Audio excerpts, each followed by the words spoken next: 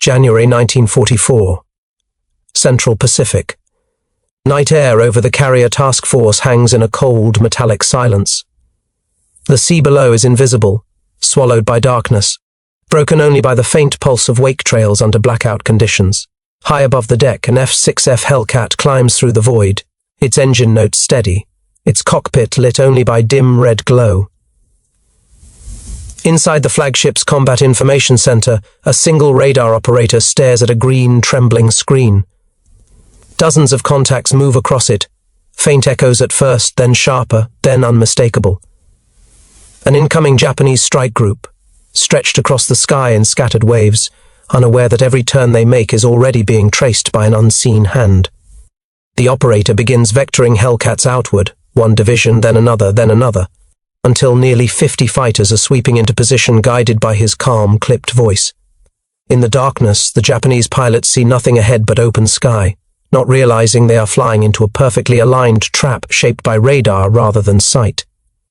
The tension of that widening net becomes the gateway to understanding how the Pacific Air War itself was changing and how this night became a turning point that would reshape every engagement that followed. By the beginning of 1944, the air war in the Pacific had entered a phase defined less by courage and more by asymmetry. Japan had entered the conflict with some of the finest naval aviators in the world, rigorously trained, combat-tested and operating aircraft whose maneuverability had stunned Western observers. Yet by the fourth year of war, that advantage had eroded into memory. Losses in the Solomons, New Guinea, and the Central Pacific had cut deeply into Japan's veteran cadres, forcing the Navy to replace seasoned pilots with rush trainees who often had less than half the flight hours once considered the baseline for operational readiness. The decline proficiency was not gradual. It was sharp, visible in every major encounter from late 1943 onward. Meanwhile, the United States Navy had reshaped the carrier war entirely. The introduction of the Fast Carrier Task Force, built around Essex-class carriers and their escorts, brought unprecedented mobility, striking power, and technological depth. Each task group operated like a floating fortress, air wings trained for rapid launch cycles, destroyer screens forming dense protective rings, and a combat information center at the core interpreting radar signals with a precision that Japan could no longer match. The Hellcat itself, rugged and fast, symbolized this shift. It did not merely outperform the older Zero in durability and climb, it was designed to receive guidance from systems the Japanese could not see. American radar coverage had matured rapidly. Shipborne SK and SM air search systems scanned hundreds of miles of sky, while fighter direction teams learned to interpret echoes, altitudes, and bearings with growing confidence. These operators were trained to coordinate divisions of fighters in ways impossible only a year before. They could follow a raid long before it reached visual range, shifting interceptors like pieces on a board, shaping air combat into an engineered event rather than a spontaneous collision. Japan had equivalents in theory, Type 21 and Type 22 shipboard radars, but their integration into fleet doctrine was minimal. Technical limitations, scarce training, and poor coordination prevented them from serving as anything more than early warning tools. Real interception still depended on visual acquisition, formation integrity, and pilot intuition. Against radar-directed fighters flying under strict vector control, this gap became fatal. Carrier operations in the Central Pacific intensified that imbalance. Raids launched by Japanese bases in the Marshall and Caroline Islands struggled against long-range scouting, coordinated combat air patrols, and nighttime interception tactics that had developed beyond anything the Japanese Navy expected. Night fighting, once considered unreliable, was becoming systematic. Radar-equipped aircraft like the F-6F Fiven extended the carrier's reach even in darkness, guided by controllers who could build a mental map of the sky from shifting points of light on their screens. The Japanese response was shaped by necessity, not choice. Their remaining pilots were instructed to press attacks regardless of losses, hoping to damage carriers before American advances reached the inner defensive perimeter. Their formations often took off at dusk or during night hours to avoid early detection, yet radar made such precautions ineffective.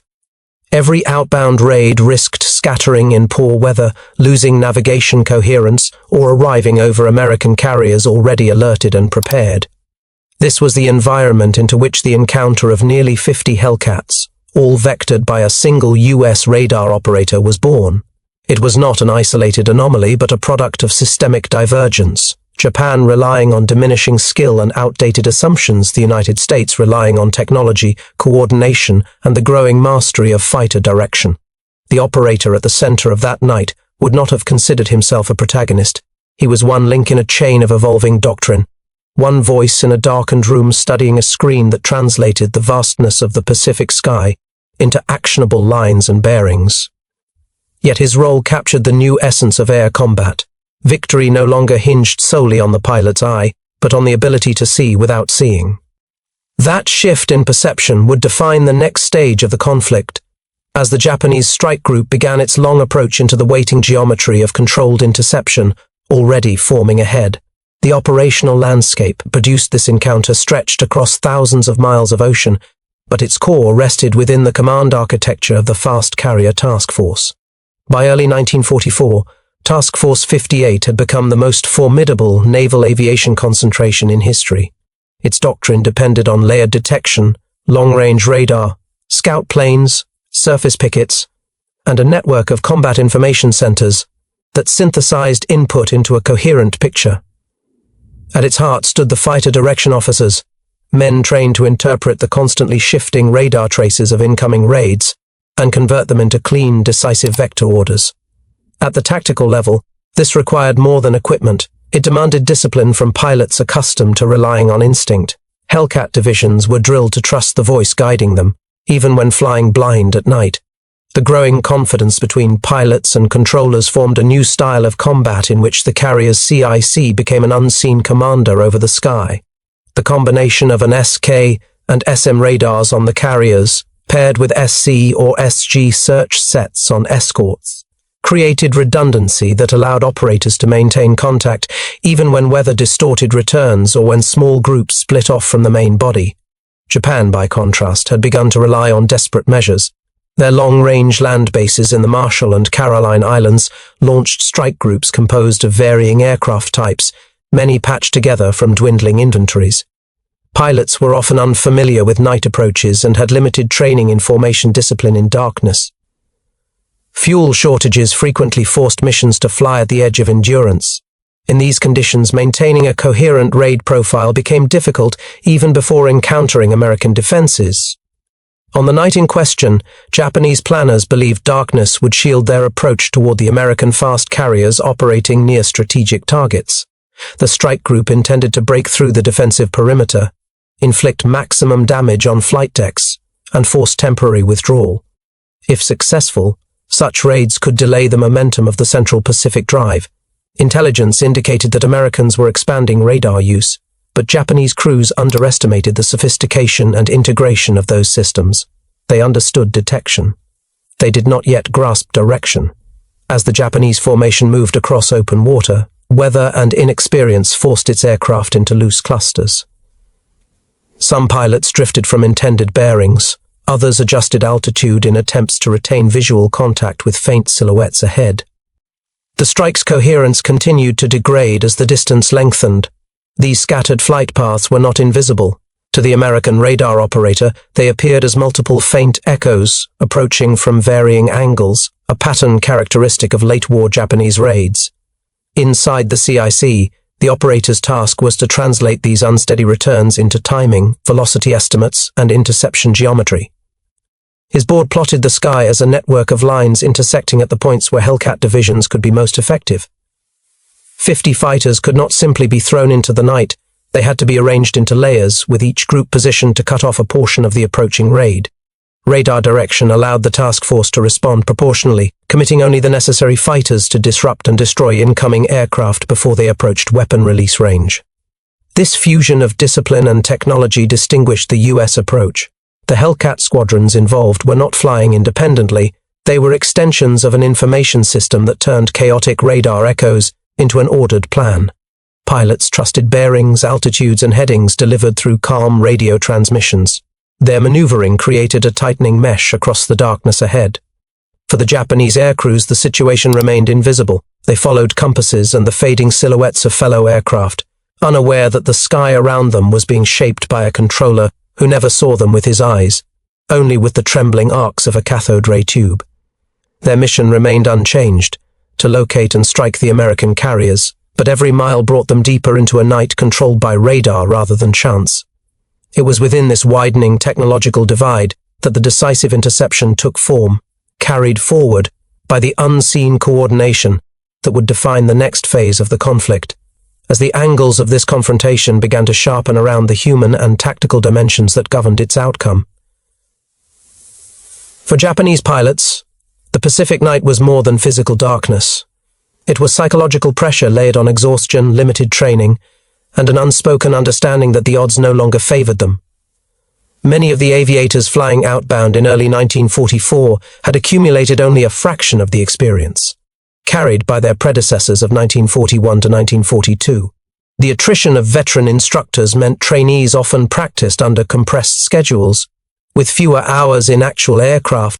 For rushed trainees, it meant constant fear of drifting off course, colliding with another aircraft, or losing visual contact entirely. Japanese cockpit instruments, many dim or rudimentary, offered little help. Fuel gauges were unreliable. Compass deviations were common. The ocean below gave no orientation cues. Anxiety became an unspoken companion in every cockpit. These pilots entered battle without understanding that they were already detected. Their instincts, shaped by daylight engagements and visual interception, remained fixed on scanning the sky ahead for shapes or silhouettes. Yet the threat this night flowed not from what they could see, but from what they could not. The knowledge that their skill was once enough to meet the enemy head-on offered no comfort. The modern battlefield had shifted beyond the reach of intuition. They flew forward unaware that they had already been outmaneuvered by a radar operator guiding dozens of fighters with dispassionate clarity. This gap between human strain and technological structure shaped the first angle of the confrontation. Japanese pilots carried courage into the night, but courage alone could not close the distance between two fundamentally different modes of warfare. The tactical system that brought nearly 50 Hellcats into coordinated positions represented the advancing logic of American carrier warfare. Vector control allowed a single operator to direct multiple divisions of fighters with precision, converting raw radar information into tactical advantage. The operator's voice became a unifying command channel, shaping the movements of aircraft he could not see. Pilots responded instantly to heading changes, altitude instructions, and interception points plotted in real time. This system worked because US aviators were trained not to question the orders. They understood that the CIC possessed a wider picture of the sky than any individual cockpit. Radar eliminated the guesswork of interception. Rather than relying on wide search patterns, Hellcats could fly directly toward predicted contact points, conserving fuel and maintaining formation integrity. Once airborne, they became instruments of a centralized defensive network. The tactical impact was profound. By spacing divisions at staggered altitudes and bearings, the operator constructed multiple engagement layers. If the first wave missed the approaching Japanese aircraft, the next would be positioned to strike. The system created redundancy without chaos. Even 50 Hellcats did not crowd the sky. They filled assigned corridors, configured to converge only when necessary. For the Japanese side, this meant that the first sight of American fighters often came too late. Their formations, already weakened by darkness, entered an interception matrix designed to exploit disorganization. Vector control did not merely guide fighters into combat, it determined the timing, direction, and tempo of the engagement. It allowed the US side to strike from angles that negated Japanese maneuverability and initiative. This second angle reveals how doctrine had shifted. Air combat was no longer a contest between individual pilots seeking advantage. It had become a guided system where the decisive moves were made by operators who controlled the rhythm of the encounter, from within darkened rooms at the center of the fleet. The third angle rested in the technological disparity that defined late-war Pacific air combat. American forces entered the encounter equipped with a suite of radar systems, long-range SK sets capable of detecting aircraft over vast distances, SM height-finding radars offering altitude estimates, and shipborne CIC networks designed to interpret and relay these readings. Aircraft such as the F-6, F-5 carried onboard radar, allowing night fighters to track targets independently once they closed within range. Japan had no equivalent capability. Their detection systems relied on limited ground-based radar, visual lookouts, and rudimentary airborne instruments. Japanese naval doctrine still prioritized daylight operations and visual acquisition. Without reliable radar, every night raid became a gamble. Pilots hoped to remain unseen until the final approach, trusting darkness to mask their movement. But darkness no longer protected them. American radar pierced it, turning the night sky into a transparent battle space. The technological gap extended beyond detection. Radio discipline and communication clarity favored the American side. Japanese strike groups often suffered from radio interference, inconsistent equipment quality, and communication protocols that lacked precision during multi-layered operations. Even when radar-equipped Japanese ships detected incoming fighters, the information rarely translated into actionable guidance for airborne crews. This third angle makes the confrontation inevitable. The Japanese formation entered the engagement governed by visual rules. The American defense operated under electronic rules. Once radar became the defining instrument, the outcome shifted away from chance and toward predictability. These three angles, human strain, tactical coordination, and technological imbalance, set the stage for the deeper layers of the encounter, where leadership decisions, enemy perceptions, and moral consequences shaped the unfolding battle.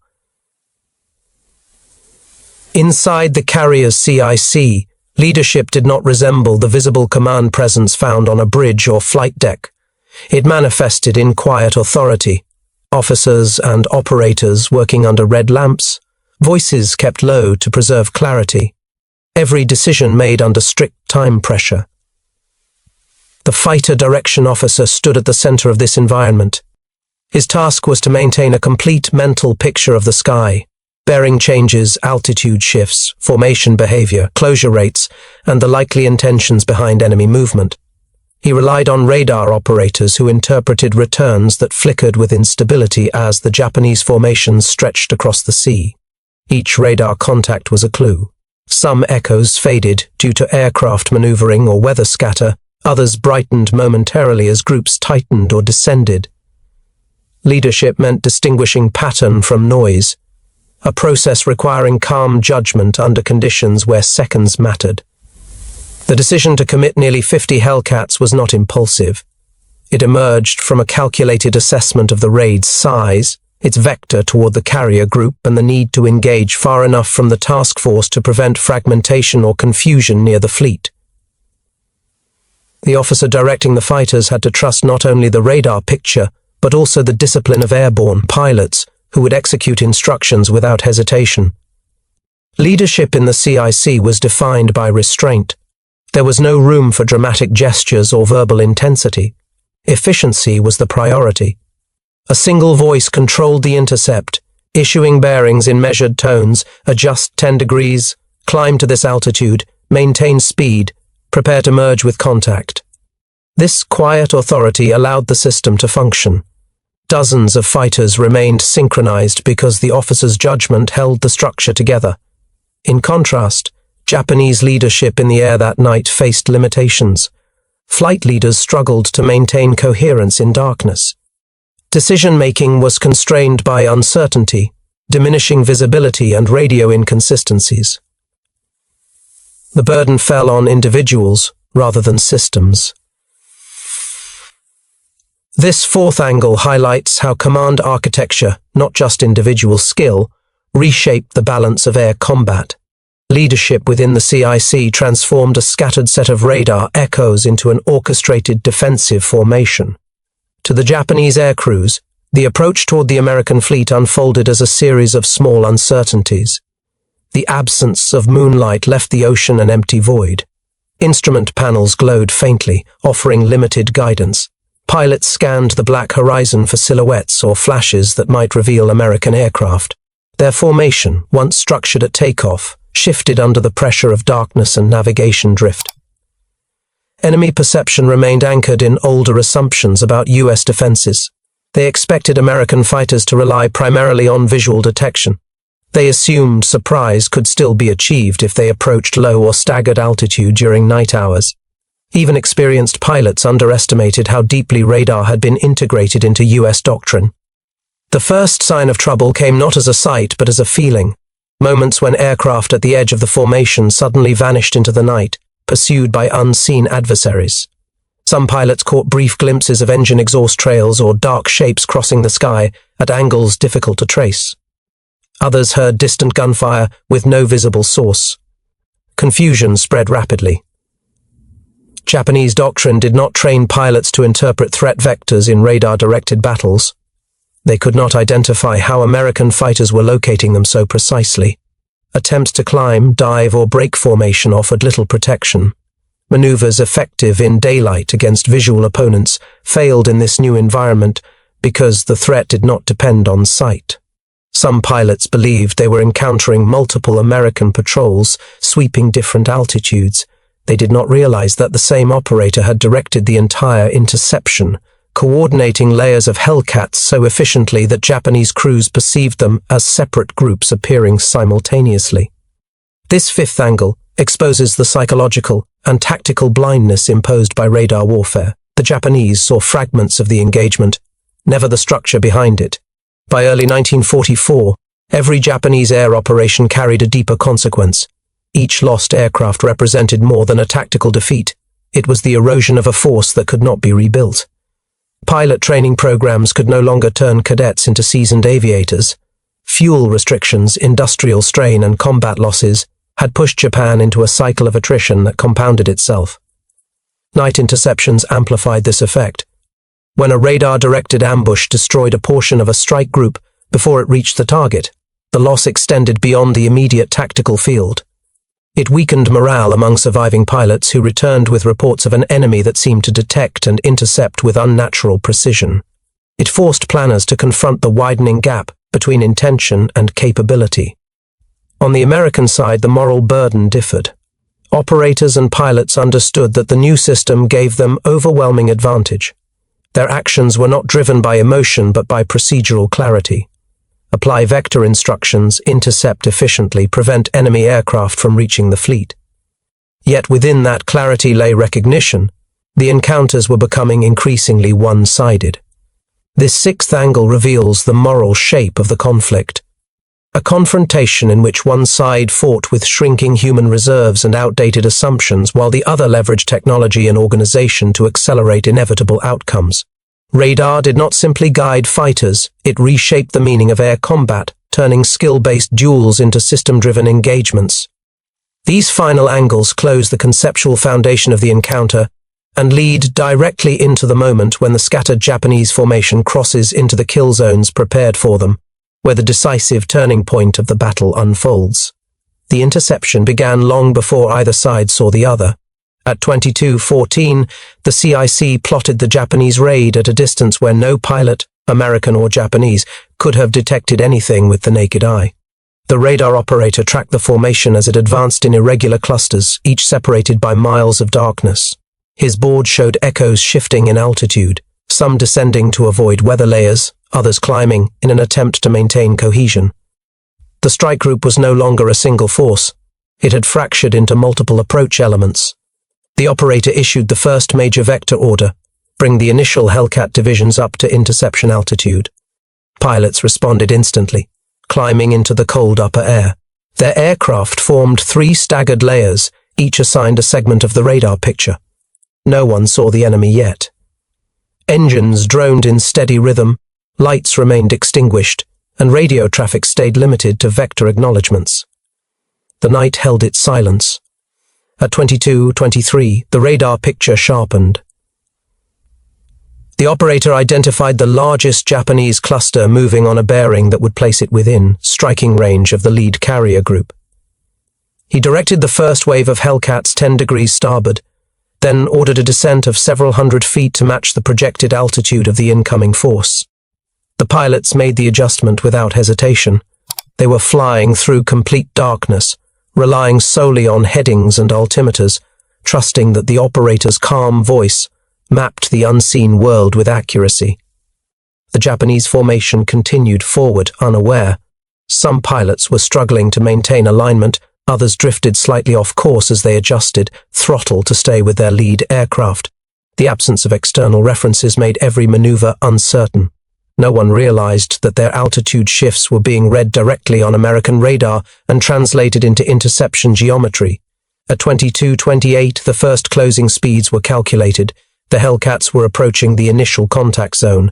The operator issued final corrections, small adjustments that would place the fighters at the precise angle needed to strike the Japanese force head-on. No pilot questioned the timing. Engines held steady power settings, and the divisions tightened their formations. Then the operator delivered the command, "Prepare to merge." For the Hellcats, this marked the transition from guided movement to engagement readiness. Pilots scanned the dark sky ahead, knowing the enemy could appear at any second. Some relied on peripheral glimmers, faint flickers of engine glow, momentary silhouettes crossing the stars. Others still saw nothing. For the Japanese, the moment arrived as shock. A sudden shape broke through the darkness, an American fighter crossing the formation from above. Before they could react, gunfire erupted from another direction. Tracers cut across the night, brief arcs of light that vanished almost as soon as they appeared. Japanese pilots instinctively broke formation, diving or climbing to escape unseen attackers. The raid that had already been stretched thin now split into fragments. The operator watched the radar picture distort as Japanese aircraft scattered. He adjusted vectors for the second and third Hellcat layers, sending them toward new clusters of echoes. His instructions were clipped and exact. Fighters turned sharply, realigning with the shifting raid. American divisions now surrounded the Japanese force, striking from multiple angles. To Japanese pilots, it felt as if American fighters were appearing from every direction simultaneously. Some attempted to climb to escape the lower Hellcats, only to encounter the upper layer. Others dove into the darkness and stumbled into the paths of the third wave closing from below. No maneuver restored order. The night had become a maze built by the radar operator, and every turn led to another interception. Confusion intensified. Some Japanese aircraft switched on navigation lights briefly in attempts to rejoin scattered wingmen, inadvertently exposing themselves. Others fired bursts into empty sky, hoping to deter unseen pursuers. Radio communication, already strained, broke into fragments. Calls for bearings, warnings of attackers, incomplete instructions lost in static. The Americans maintained cohesion. Even as individual engagements formed, the structure of the interception remained intact. Hellcat pilots announced contacts, closures, and engagements, while the CIC tracked every echo that remained airborne. The operator redirected divisions toward stragglers attempting to escape or regroup, ensuring the raid never regained coherence. By 22:41, the decisive moment had fully unfolded. The Japanese strike group no longer existed as a unified force. Its remnants fled toward different bearings, each pursued by controlled Hellcat elements. The operator updated vectors with relentless precision. Every surviving Japanese aircraft struggled to outrun a system designed to neutralize them regardless of direction. The night sky, once empty, had become a shifting geometry of pursuit, one side guided by instinct in darkness, the other by an unseen hand that shaped every movement with clarity. As the engagement progressed, the full scale of radar-directed dominance became evident. By 22:45, American Hellcats had achieved position around the dispersed Japanese elements. Fighters attacked from multiple vectors simultaneously, exploiting the disarray that had been sown by precise guidance rather than brute force. Each Japanese pilot confronted a calculated, unseen geometry, attackers above, below, and to the flanks. Confusion became attrition. Individual dogfights unfolded in darkness. Japanese pilots attempted defensive maneuvers, diving to escape gunfire, climbing to gain vantage, but every move placed them within the intercept corridor of another Hellcat division. Tracers streaked through the night, punctuated by flashes as aircraft erupted in fireballs or spiraled into the sea. The operator continuously updated vectors, guiding fresh divisions toward escaping or regrouping elements. No aircraft could move beyond the calculated reach of American control. By 22:52, the operator's orchestration reached its apex. Nearly 50 Hellcats were now engaged in coordinated strikes. The Japanese formation, once intended to converge on the carrier group, had been fragmented into small, isolated pockets. Survivors attempted evasive maneuvers but faced multiple converging attack paths. The structure of the interception, layered, timed, and precise, ensured that escape was nearly impossible. American pilots reported the engagement in real time through the carrier net. Confirmation of contact, hills, and pursuit vectors flowed into the CIC. The operator reallocated divisions dynamically. One group maintained pressure on a fragment fleeing to the east. Another intercepted stragglers climbing toward higher altitudes, while remaining fighters patrolled the predicted approach paths of potential regrouped elements. The efficiency of a single controller managing nearly 50 fighters simultaneously became apparent. From the Japanese perspective, the night had transformed into an unpredictable gauntlet. Pilots saw only fleeting glimpses of attackers unable to trace the source. Every maneuver seemed anticipated. Attempts at reformation were futile. Survivors were drawn deeper into converging corridors of American fighters. The chaos compounded with every passing minute. By 23:05, the engagement was effectively over. The Japanese strike group no longer functioned as a coherent force.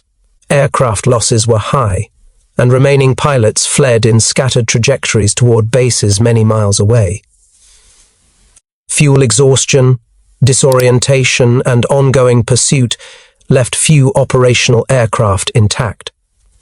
On radar, echoes shrank, vanished, and were replaced by the lingering positions of returning Hellcats. The human dimension of this climax was stark. Japanese pilots had fought under assumptions of visual detection and formation integrity, both rendered obsolete by electronic guidance. American pilots executed pre-planned intercepts, trusting the unseen hand of their radar controller. The psychological weight of invisibility, the enemy unable to see, track, or counter a controlling system, was decisive. Combat had shifted from a duel of skill and courage to a managed engagement orchestrated through technology, coordination, and precise leadership. The victory of the US side was total in effect, though not without effort. The single radar operator at the center of the CIC had effectively directed 50 fighters to destroy or scatter a superior nominal formation without leaving his station. His calm, methodical decisions determined the tempo, angles, and density of attacks. The Japanese strike, intended as a major offensive, had been neutralized before it could achieve meaningful contact with the carriers. By the time survivors returned to their bases, the outcome was irreversible. The raid's failure underscored the growing technological asymmetry in the Pacific Air War. What had begun as a tactical operation, a night strike aimed at carriers, ended as a demonstration of systemic dominance, where human courage and experience could not overcome precision-guided coordination. This decisive battle cleared the way for examining the immediate consequences: attrition, operational reports, and the reshaping of Japanese strategic options in the Central Pacific. The engagement left an unmistakable imprint on both sides of the conflict. Japanese operational reports, sparse and cautious in detail, recorded significant losses. Out of the original strike formation, a majority of aircraft had been destroyed or damaged beyond recovery. Survivors returned to bases exhausted, disoriented, and with limited fuel remaining, their mission unfulfilled. Pilot casualties included both veterans and inexperienced flyers, further eroding an already depleted pool of skilled aviators. The attrition extended beyond the immediate tally of aircraft. It struck at morale, cohesion, and the perception of capability. Carrier group commanders on the US side filed reports highlighting the efficiency and precision of radar-directed intercepts. Observers noted that nearly 50 fighters had been effectively controlled by a single operator, maintaining coordination across multiple altitudes and vectors. The engagement underscored the growing value of combat information centers as strategic nodes in fleet defense capable of translating electronic detection into tactical supremacy. Reports emphasized that without radar direction, the success of such a large intercept would have been improbable, if not impossible, under night conditions. The material consequences were immediate. Aircraft losses reduced Japanese striking power for subsequent operations in the Central Pacific. Remaining units faced heightened caution in planning raids, constrained by the knowledge that American radar extended far beyond visual range. The carrier task force's integrity was preserved, allowing continued offensive operations with minimal disruption. Supply lines and fleet positioning remained secure, providing a platform for future advances toward key island strongholds. Operational assessments highlighted the efficiency of American procedures. Fighter squadrons had expended ammunition and fuel judiciously, engaging targets with precision while maintaining formation integrity. Coordination between radar operators and pilots proved decisive. Success was not attributed to individual heroics but to a procedural mastery of detection, vectoring, and interception. This outcome illustrated a shift in naval aviation doctrine. Centralized control, rather than individual initiative alone, was increasingly the defining factor in combat effectiveness. The psychological impact on Japanese leadership was notable. The destruction of the strike group, executed without visual confrontation, demonstrated the widening gap in technological and tactical capability. Japanese strategists faced a sobering reality. Conventional offensive tactics, reliant on massed formations and surprise, had been rendered obsolete in environments where radar-directed defense dominated. The loss forced reassessment of raid planning, pilot training, and operational risk calculations, though limited resources constrained meaningful adaptation. Beyond tactical and operational effects, the aftermath carried lessons for both sides regarding the evolving nature of air warfare. For the Japanese, reliance on visual detection, rigid formation discipline, and individual pilot skill proved insufficient. For the Americans, the integration of technology, disciplined communication, and centralized control had shifted engagement dynamics decisively. The effectiveness of a single radar operator orchestrating 50 fighters highlighted how one node within a coordinated system could dictate the outcome of an entire raid. The events of that night would resonate in subsequent operations. Japanese forces remained capable of mounting attacks, but the era in which night raids could penetrate carrier defenses undetected had ended. American confidence in radar-directed interceptions solidified, establishing doctrines that would guide fast carrier operations through the remainder of the Pacific campaign. Operational losses and the psychological burden imposed by such encounters would ripple across future engagements, shaping decision-making and strategic planning for months to come. The stage was set for the final evaluation of the battle's consequences, not merely in numbers and tactical reports, but in the broader shift of air combat from instinctual confrontation to technologically mediated control. The strategic consequences of the engagement extended well beyond the immediate loss of aircraft and pilots. Japanese naval command, already stretched thin, faced the stark reality that attrition in aircrew and aircraft could no longer be compensated. Each raid carried a cumulative cost that was increasingly irreversible. The failure of a single night strike, originally intended to damage carriers and disrupt operations, was now understood as a microcosm of the wider struggle. Japan's offensive capacity was collapsing under the weight of superior detection, coordination, and firepower. Reports from surviving Japanese units indicated that mission planning would need to account for extended radar coverage and centralized fighter control. Attempts to achieve surprise were now largely futile. Even when approaching under cover of darkness, formations risked interception before reaching launch or weapon release points. Japanese officers recorded growing frustration with the limitations of their training and equipment.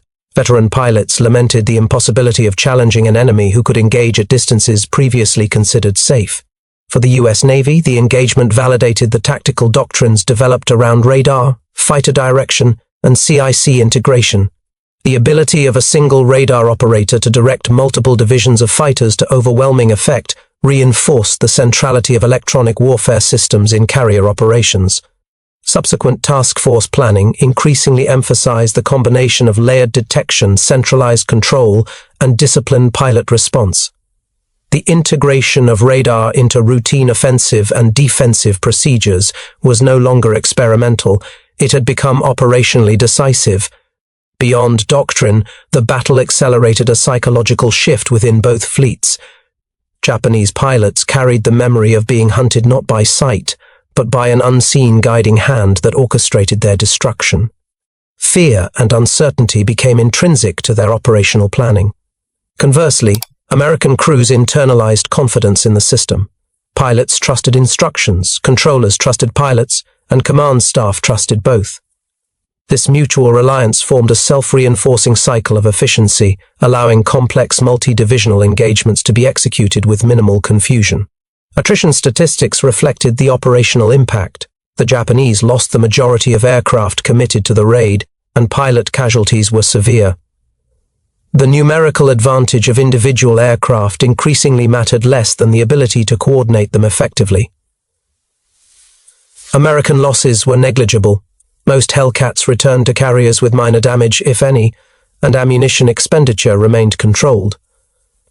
Reports highlighted that the engagement demonstrated not just a tactical victory, but a systemic advantage that reshaped expectations for night operations in the Pacific. Strategically, the failed Japanese strike reduced the threat to carrier task forces in the Central Pacific for subsequent weeks. The loss of trained pilots and operational aircraft constrained Japanese offensive options, limiting the scale and frequency of raids.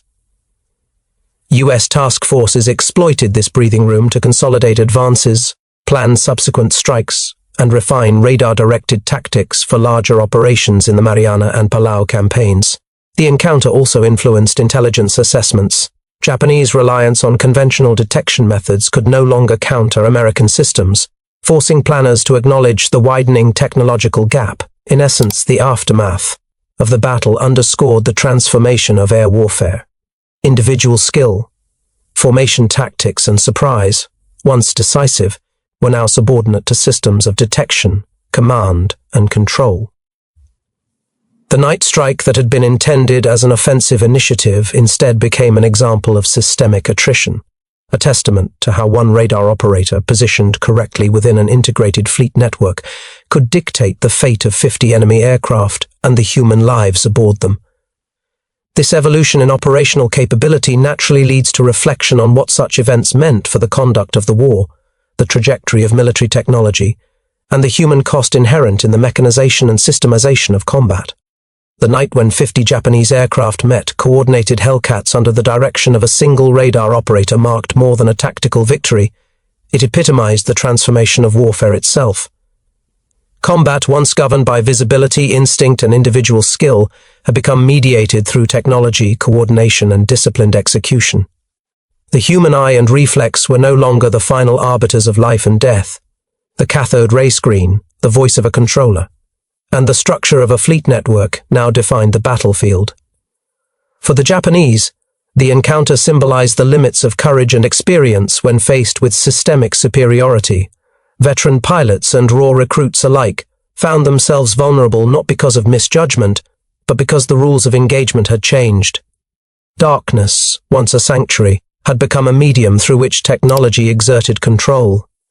The loss of aircraft and air crews accelerated the erosion of Japan's offensive capacity, emphasizing that attrition in human and material resources could not be overcome through daring alone. For the Americans, the night demonstrated the power of integration, how a single operator, embedded within a disciplined network, could orchestrate overwhelming force. It reinforced the emerging doctrine that air combat was no longer a series of isolated duels but a coordinated system of detection, guidance, and precision engagement. The implications extended beyond immediate tactical success. The engagement validated the broader reliance on radar, centralized command, and electronic coordination in shaping the war's trajectory.